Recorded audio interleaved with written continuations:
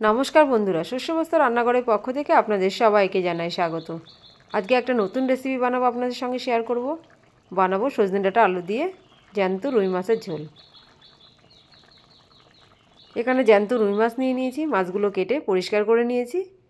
সব মাছগুলো রান্না করব না, অল্প রান্না করব। আর নিয়ে নিয়েছি আলু, সজনে ডাঁটা, টমেটো আর একটু আদা।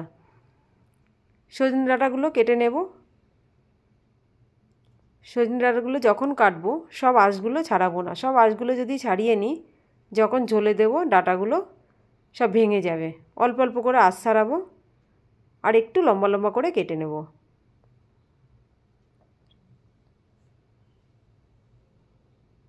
এইভাবে আমি সব ডাঁটাগুলোকে কেটে নেব।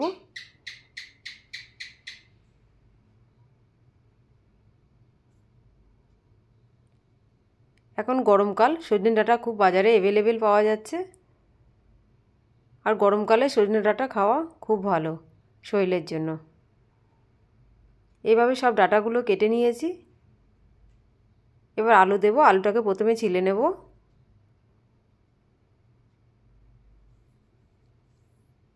যেহেতু মাছের ঝোল বানাবো, আলুটা একটু বড় বড় করে লম্বা লম্বা করে কাটবো, একটু মোটা করে কাটবো। আমি এখানে বড় সাইজের দুটো আলু নিয়েছি। আলু, সজনে ডাঁটা সব কেটে নিয়েছি। এখানে মাছ নিয়ে নিয়েছি। মাছগুলোতে নুন আর হলুদ দিয়ে মাখিয়ে নেব। পরিমাণ মতো নুন আর হলুদ দিয়ে দিলাম।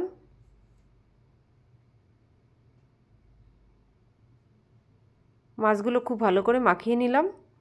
এবার গ্যাসে কড়াই বসিয়ে দিয়েছি। কড়াই গরম হয়ে গেছে। মাছ ভাজার জন্য দিয়ে দেবো সর্ষের তেল।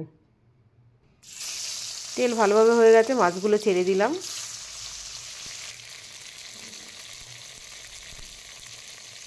মাছগুলো দু পিঠ লাল লাল করে ভেজে নেব।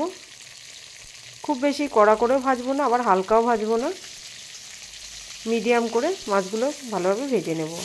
একটা সাইড হয়ে গেছে, উল্টে দিলাম।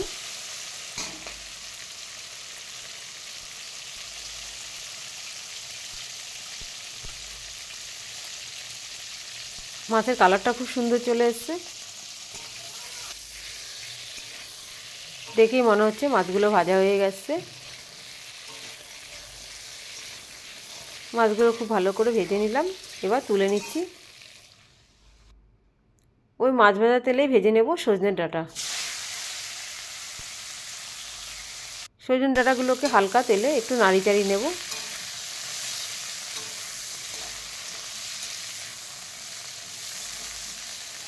ডাঁটাগুলো ভাজার সময় সামান্য একটু নুন দিয়ে দেবো।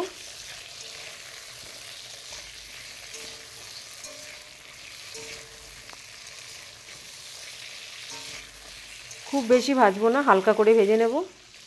ডাঁটাগুলো ভেজে নিয়েছি, এবার তুলে নিচ্ছি। ওই একই তেলে আর অল্প কিছু তেল দিয়ে দেবো। বেশি তেল দেবো না, সামান্য তেলই দেবো। ফোড়ন দিয়ে দিলাম গোটা জিরে।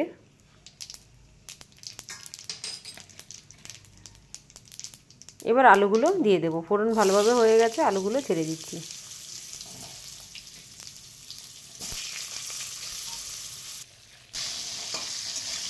আলুগুলোকে এবার ভেজে নেব।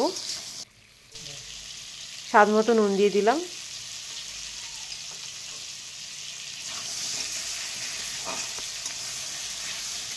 আলুগুলোকে হালকা আছে একটু টাইম নিয়ে ভাজবো, যেন আলুগুলো ভাজতে ভাজতে কিছুটা নরম হয়ে যায়।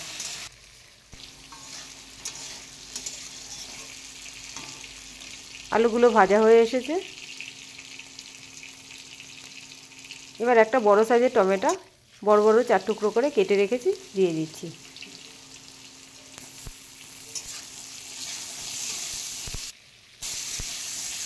টমেটোটা দিয়ে আরও ভালো করে কষিয়ে নেব।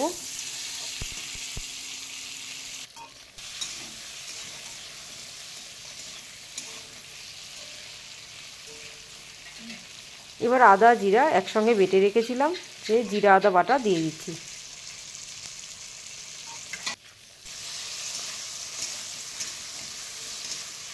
আদা জিরা বাটা দিয়ে ভালো করে কষিয়ে নেব।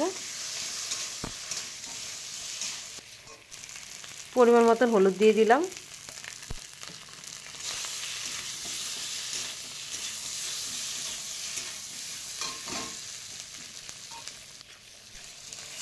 এবার মশলার বাটি দিয়ে একটু জল দিয়ে দিচ্ছি, যেন কষানোর সময় মশলাটা পুড়ে না যায়। দিয়ে দিচ্ছি একটু লঙ্কার গুঁড়ো,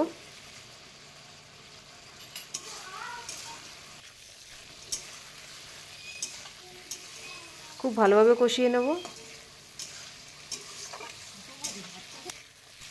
এবার সজনে ডাঁটাগুলো দিয়ে দিচ্ছি, দিয়ে আর কিছুক্ষণ কষাবো।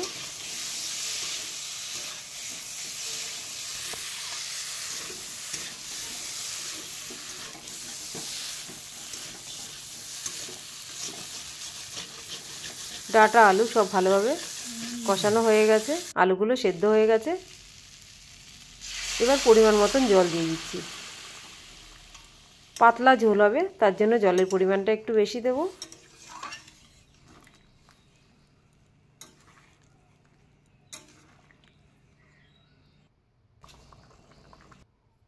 ঝোল খুব ভালোভাবে ফুটে গেছে, ভেজে রাখা মাছগুলো দিয়ে দিচ্ছি।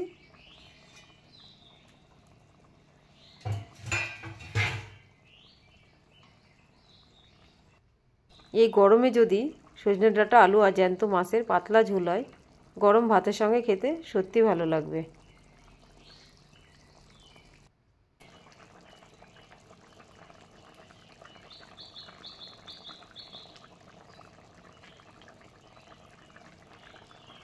আমাদের সবজি প্রায় রেডি হয়ে গেছে।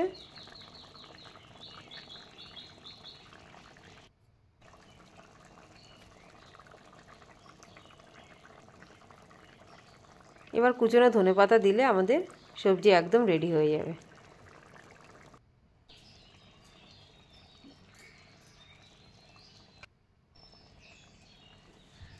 কুচনো ধনেপাতা দিয়ে দিলাম।